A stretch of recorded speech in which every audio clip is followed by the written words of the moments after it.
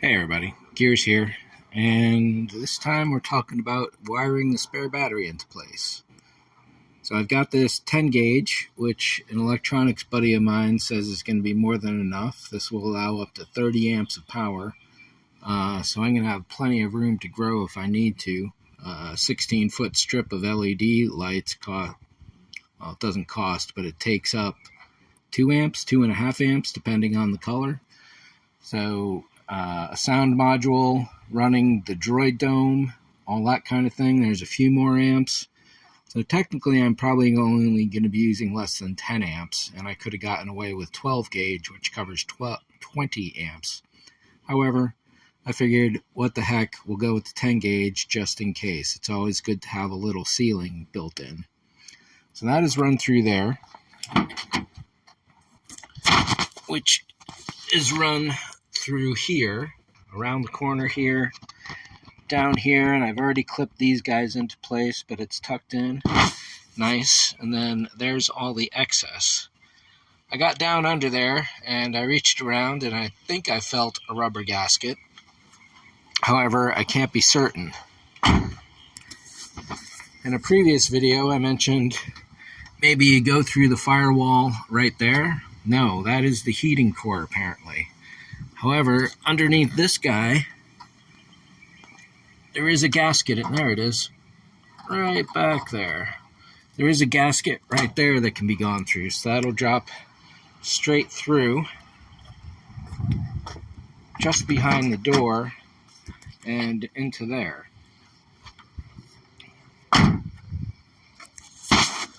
Downside of using this gasket is that it's horizontal, it's facing up, so any water that ever gets in there, that could start leaking into the car. There are ways to mitigate it, apparently, and I'll be looking into those, of course.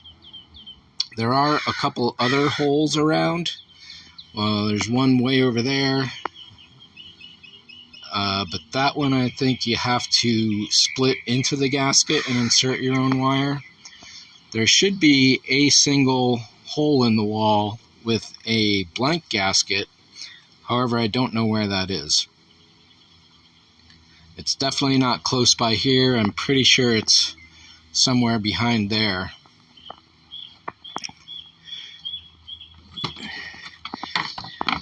Kind of in that area behind whatever that doodad is. So it's not easily accessible. And the one up top over in that corner is far more accessible and direct. You always want to keep your wires running as short as possible with an appropriate gauge as well. So technically 30 amps is going to be too high for my need, but that's not so bad. The extra wire causes impedance essentially.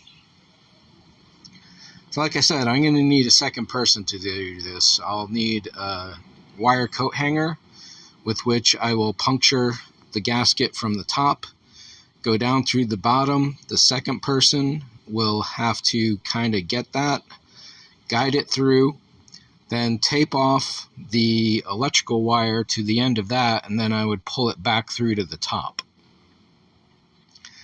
But looking around here, I definitely need to replace these contacts. This wire is really old and ugly, even at both ends. So my idea is to uncrimp this, hopefully without damaging it, recrimp it with a new short piece of wire. We'll see. And it turns out with this guy, that looks like a whole massive assembly there. However, this is a bunch of pre-fuses. This is an extra contact point, and this screw here, there's a bolt here rather, undoes this particular clamp.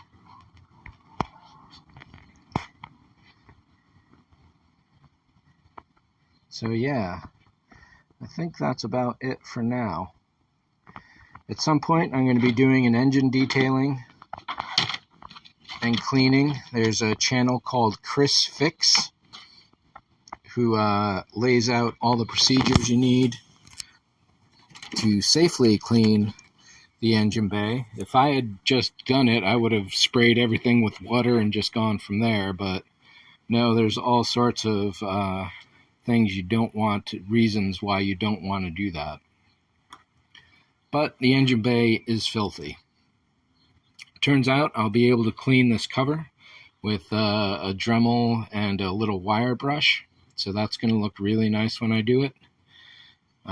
Chris recommended pulling out the air filter and the intake if you can, as that's a lot of space right there. I would technically maybe have to pull off the crossbar here.